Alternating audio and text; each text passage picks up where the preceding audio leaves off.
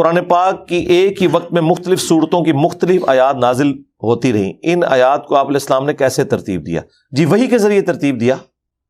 آپ وحی لکھوایا کرتے تھے، بخاری مسلم میں آیا، اور مختلف اوقات میں جو کوئی آیات اس طرح نازل ہوئیں تو آپ کو حضرت جبرائیل علیہ السلام آ کے، صحیح بخاری میں آتا ہے کہ ہر سال دورہ قرآن کرتے تھے. اس وقت تک جتنا قرآن نازل ہوا نا تو نبی علیہ السلام حضرت جبرائیل کو سناتے تھے.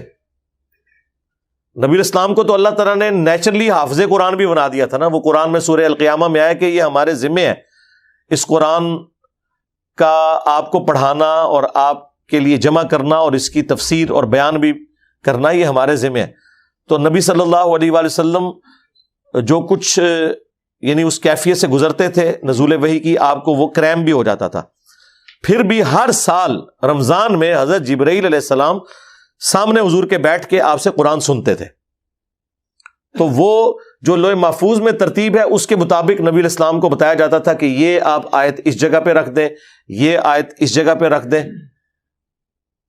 وہ آلریڈی اللہ کے علم میں تھی. لہذا قرآن کی جو ترتیب ہے یہ بھی وحی کے ذریعے ہے، یہ نبی علیہ السلام کے اجتہاد کے اوپر نہیں ہے. ایون آیات کس جگہ پہ کون سی آیت مکمل ہوگی، یہ آیت اتنی لمبی ہوگی، یہ چھوٹی ہوگی، یہ بھی آپ کو وحی کے ذریعے بتایا جاتا تھا. اور پھر بخاری میں یہ آتا ہے نا کہ جس سال حضور کی ڈیتھ ہوئی ہے اس سال 2 دفعہ حضرت جبرائیل نے دورہ قرآن کیا تھا. اس سے حضور نے جج کیا کہ یہ جو 2 دفعہ ہو رہا ہے نا، اس کا مطلب ہے یہ انشور کیا جا رہا ہے کہ قرآن اسی ترتیب میں ہے.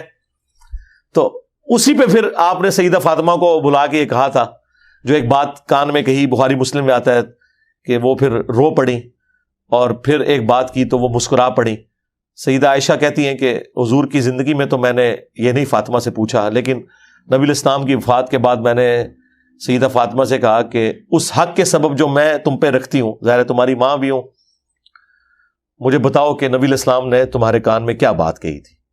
تو انہوں نے پھر فرمایا کہ پہلی دفعہ حضور نے مجھے بتایا کہ عنقریب میں دنیا سے جانے والا ہوں. ہر سال حضرت جبرائیل علیہ السلام ایک دفعہ دورے کے لیے آتے تھے، اس دفعہ 2 دفعہ آئے، مجھے لگتا ہے اب میں دنیا میں زیادہ عرصہ نہیں رہوں گا. اس پہ میں رو پڑی. اور پھر انہوں نے بتایا کہ میرے اہل البیت میں سب سے پہلے تم مجھے آ کے ملو گی، اور 6 مہینے بعد فوت ہوگی سیدہ فاطمہ، اور کیا تم اس پہ خوش نہیں ہو کہ تم جنتی عورتوں کی سردار ہو؟ تو اس پہ میں مسکرا پڑی. تو نبی علیہ السلام کو پہلے یہ بات پتہ تھی. لہٰذا قرآن کی جو ترتیب ہے، اگرچہ قرآن اس ترتیب میں نازل نہیں ہوا، قرآن سرکمسٹانسز کے اوپر نازل ہوا ہے، اور یہ قرآن کی وہ خوبی ہے جو تورات اور انجیل میں بھی موجود ہے. اس سے پہلے کبھی بھی کتابیں سلیبس کی فارم میں اس طریقے سے نازل نہیں ہوتی تھی. وہ پہلے سلیبس دیا جاتا تھا اور اس کے مطابق عمل کیا جاتا تھا. قرآن وہ واحد کتاب ہے جو سلیبس ہے لیکن سرکمسٹانسز کے اوپر. اگر غزوہ احد ہوا ہے تو غزوہ احد کے فوراً بعد سورہ آل عمران کی 60 آیات میں غزوہ احد کے اوپر کمنٹری آ گئی ہے. غزوہ بدر پہ کمنٹری آ گئی سورۃ الانفال کے اندر. غزوہ خندق کے اوپر کمنٹری آئی ہے سورۃ الاحزاب کے اندر. اور غزوہ تبوک کے اوپر تو سورہ توبہ میں اتنی ڈیٹیل کمنٹری آئی ہے. ہر لمحے صحابہ کرام کو یہ فیل ہوتا تھا کہ اللہ تعالیٰ ہمیں ہر حوالے میں گائیڈ لائنز دے رہا ہے. اسی لیے 23 سال تک قرآن نازل ہوتا رہا. اور یہی وہ چیز ہے جو گاسپل آف جان میں موجود ہے، اور اسی طریقے سے اولڈ ٹیسٹمنٹ کے اندر بھی موجود ہے نبی علیہ السلام کے بارے میں کہ اللہ تعالیٰ ان کے منہ میں اپنا کلام ڈالے گا. وہ اپنی خواہش سے کچھ نہیں کہیں گے، وہ وہی کہیں گے جو اللہ تعالیٰ انہیں وہی کرے گا. وما ينطق عن الهوى ان هو الا وحی یوحى. نبی علیہ السلام کی خصوصیت اگلی کتابوں میں یہ لکھی ہوئی ہے کہ یہ کتاب ان کے سینے کے اوپر نازل ہوگی. حضرت موسیٰ علیہ السلام کو تو تختیوں کی شکل میں دی گئی ہے. بہرحال یہ ایک بہت بڑی شان ہے. قرآن میں اللہ نے فرمایا لو انزلنا هذا القرآن على جبل لرأيته خاشعا متصدعا من خشیۃ اللہ. اگر یہ کسی پہاڑ پہ بھی نازل کرتے نا تو وہ پھٹ جاتا اللہ تعالیٰ کی خشیت کی وجہ سے. تو نبی علیہ السلام کے سینہ مبارک پہ مسلسل 23 سال تک یہ نازل ہوا، اور آپ کی بھی ایک خاص کیفیت بن جاتی تھی. بخاری مسلم میں آیا کہ نبی علیہ السلام کو سخت سردیوں میں بھی پسینہ بہنا شروع ہو جاتا تھا. آپ کے ناک سے جس طرح خراٹے کی آواز ہے یہ نکلنا شروع ہو جاتی تھی. اور جب آپ پہ یہ کیفیت طاری ہوتی تھی، ظاہر آپ کو تو نہیں پتا ہوتا تھا، آپ کی مرضی سے تو وہی نازل نہیں ہوتی تھی نا. اچانک جب صحابہ کرام یہ دیکھتے کہ حضور پہ وہ کیفیت میں آپ جا رہے ہیں تو آپ کو ایک چادر اڑا دی جاتی تھی اور سب لوگ اپنی گردنیں جھکا لیتے تھے. نبی اسلام کو اس حالت میں وہ دیکھتے بھی نہیں تھے. اور پھر جب نبی اسلام نارمل پوزیشن میں آتے تھے پھر آپ علیہ السلام وہ آیات تلاوت کرتے تھے. تو یہ سب کا سب معاملہ اللہ تعالیٰ کی وحی کی تائید کے ساتھ چلتا تھا. اسی والے سے وہ خبیث ایک تسلیمہ نسرین بنگلہ دیش میں جس نے کہا تھا کہ یہ تو صحابہ کرام نے خود ترتیب دے دی ہے، نعوذ باللہ. ایسا نہیں ہوا. نبی اسلام خود وہی لکھوایا کرتے تھے. حافظ قرآن کیوں تھے؟ حافظ اس وقت تک ہو ہی نہیں سکتا جب تک کہ آیات ترتیب میں ہو ہی نہ. تو حافظ کا کانسیپٹ ہی یہی ہے. پھر ریٹن فارم میں وہ جو کیا گیا وہ جمع ایک جگہ کیا گیا. سینوں میں تو صحابہ کے جمع تھا. وہ 700 صحابہ جنگ یمامہ میں شہید ہوئے. صحیح بخاری میں آتا ہے. تو حضرت عمر نے مشورہ دیا کہ اسے ایک ریٹن فارم میں اس طریقے سے ایک جگہ جمع کیا جائے. تو پہلے تو حضرت ابوبکر ریلیکٹنٹ تھے لیکن بعد میں انہوں نے ایگری کیا. اور اس میں بخاری میں آتا ہے ایک آیت ایسی تھی کہ جس میں حضرت خزیمہ بن ثابت انصاری کے پاس ہی صرف وہ ریٹن فارم میں ملی. زبانی تو یاد تھی.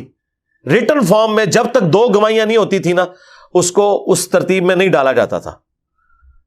تو وہ حضرت خزیمہ بن ثابت انصاری کو ملی جن کے بارے میں سنن نسائی میں وہ واقعہ بھی ملتا ہے. انہوں نے رسول اللہ کے لیے گواہی دے دی تھی کہ جب وہ سودا ہوا تھا ایک جانور کا تو وہ بندہ مکر گیا تھا تو انہوں نے کہا میں گواہی دیتا ہوں کہ تو نے رسول اللہ کے ساتھ یہ سودا کیا ہے. حالانکہ وہاں موجود نہیں تھے. حضور نے کہا تم نے کیوں گواہی دی؟ ان کا یا رسول اللہ میں نے جنت دوزخ اللہ یہ اتنی بڑی بڑی چیزیں آپ کی زبان پہ مانی ہیں تو یہ تو چھوٹی بات ہے آپ نے کیا ہوگا. تو حضور اتنے خوش ہوئے آپ نے فرمایا باقی معاملات میں 2 گواہوں کی ضرورت ہے. اگر کسی معاملے میں خزیمہ آ جائے تو اس اکیلے کی گواہی 2 کے برابر شمار کی جائے گی. اور وہ معجزہ ظاہر ہوا صحیح بخاری میں کہ وہ ایک آیت سورہ توبہ کی لقد جاءکم رسول من انفسکم وہ اسی صحابی کے پاس لکھی ہوئی ملی اور ان کی گواہی 2 کے برابر شمار کی گئی. زبانی تو لوگوں کو پتا تھا. وہ پھر ایک مصحف تیار ہوا. وہ مصحف جو ہے وہ حضرت ابوبکر کے پاس رہا. پھر حضرت ابوبکر صدیق رضی اللہ تعالیٰ کی وفات کے بعد حضرت عمر کے پاس, پھر سیدہ حفصہ کے پاس, اور پھر جب قرات کا اختلاف صحیح بخاری میں آتا ہے نا حضرت عثمان کے دور میں آیا تو اسی مصحف کو منگوایا گیا تھا. اس کے مطابق پھر باقی نقول تیار کی گئی تھی قرآن کی. اس وقت پرنٹنگ پریس تو نہیں تھے. باقی نقول تیار کی گئی اور جو دوسرے قرات کے اندر قرآن ریٹن فارم میں تھے انہیں جلا دیا حضرت عثمان نے. اگرچہ وہ بھی درست تھے لیکن وہ قریش کے اس ڈائلیکٹ میں نہیں تھی تو قریشی اس میں ریٹن فارم میں رکھا گیا. بہرحال وہ آج بھی چل رہا ہے. سبا عشرہ کا کورس کر کے آتے ہیں قراء حضرات اور وہ اس آپ دیکھتے ہیں کہ افریقہ میں قاری حضرات پڑھتے بھی ہیں وَالضُّحَىٰ وَاللَّيْلِ إِذَا سَجَىٰ. ہم تو پڑھتے ہیں وَالضُّحَىٰ وَاللَّيْلِ إِذَا سَجَىٰ. تو وہ مصحف عثمانی کہلاتا ہے اور وہ آج تک پوری دنیا میں وہی مصحف ہے. سنی کے ہاں بھی, شیعہ کے ہاں بھی. اور یہ جو سعودیہ عرب سے قرآن یہ بلو بائنڈنگ میں آپ کو وہاں نظر آتے ہیں جس کے ہر صفحے کے اوپر آیت مکمل ہوتی ہے. یہی گرین بائنڈنگ میں عربی سٹائل میں لکھا ہوا ہے خط ریحان. خط ریحان ہی ہے جی, ہاں وہ خط ریحان. اور یہ خط نسخ یہ جو ہمارا تاج کمپنی والا سٹائل ہے. تو ہر صفحے پہ آیت مکمل ہو رہی ہے. دیکھیں کیسا کاتب, یہ کمال کا دمشق شام کا وہ رائٹر ہے عثمان طاہا, وہ ابھی بھی زندہ ہے. اس نے یہ قرآن لکھا ہے. شاہ فہد پرنٹنگ پریس والوں نے پھر اس سے کئی قرآن لکھوائے تھے. ہر صفحے پہ آیت مکمل ہو رہی ہے. اس ترتیب سے اس نے لکھا اور اتنی پیاری ہینڈ رائٹنگ ہے. یہی ریڈ بائنڈنگ میں ایران سے چھپ رہا ہے. ابھی وہ مفتی فضل صاحب کی کل میں ویڈیو دیکھ رہا تھا, وہ آج کل وہاں گئے ہوئے ہیں عراق میں. تو آج کل شیعہ کی حکومت ہے, وہ شیعہ کی مساجد میں گئے, وہ کہتے ہیں یہ دیکھیں جی 40 پاروں والا قرآن میں آپ کو دکھاؤں. وہ مذاق کے طور پہ کہہ رہے تھے. اور اس کے شروع میں یہی سارے پیجز کھل رہے ہیں اور اس کے اوپر لکھا ہوا ہے مصحف عثمانی, اور یہیں سے شروع ہو گئے. یہی والا وہی اسی کاتب کا لکھا ہوا ہے, صرف باہر کی بائنڈنگ انہوں نے. ابھی ہم جب جواد نقوی صاحب کے مدرسے میں گئے تھے تو وہ ساروں کے پاس وہی عثمان طاہا کا ہی لکھے ہوئے قرآن تھا, اسی کی ہینڈ رائٹنگ میں. اس مصحف کو کہا ہی جاتا ہے عثمان طاہا کا لکھا ہوا.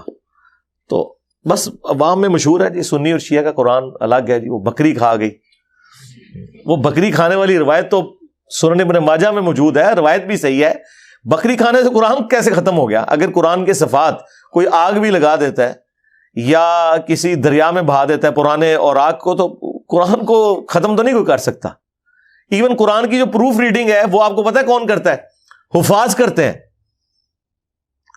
اینڈ پہ کم از کم 4-5 حفاظ نے لکھا ہوتا ہے کہ ہم نے اس کو لفظ بہ لفظ پڑھا، اس میں کوئی غلطی نہیں ہے۔ قرآن تو 40 کریمنگ کے ذریعے رہا ہے۔ یہ پرنٹنگ پریس تو اب آئے ہیں، پہلے لوگوں کے گھروں میں قرآن تو نہیں ہوتے تھے نا۔ یہ تو اللہ بھلا کرے اجمیر شریف والوں کا انہوں نے پرنٹنگ پریس بنایا، اور بغداد شریف والوں نے اس کی انک بنائی، تو آج قرآن اور یہ بخاری مسلم پرنٹ ہو رہے ہیں۔ اتنی بزرگوں کی خدمات ہیں، ہاں کتنی نے گوریاں دی اور کتنی۔ تو پہلے تو نہیں لوگوں کے پاس یہ چیزیں ہوتی تھی۔ تو اب یہ ماشاء اللہ تعالیٰ یہ سارا سلسلہ شروع ہوا، تو سنی شیعہ کا قرآن ایک ہی ہے، اس سے کوئی قرآن ختم نہیں ہو جاتا۔ اس طرح کی روایتوں کی وجہ سے یہ نہ سمجھے کہ قرآن ختم ہو گیا۔ اور باقی جو قرات کا اختلاف ہے وہ بھی اسٹیبلش ہے، اس سے کوئی فرق نہیں پڑتا۔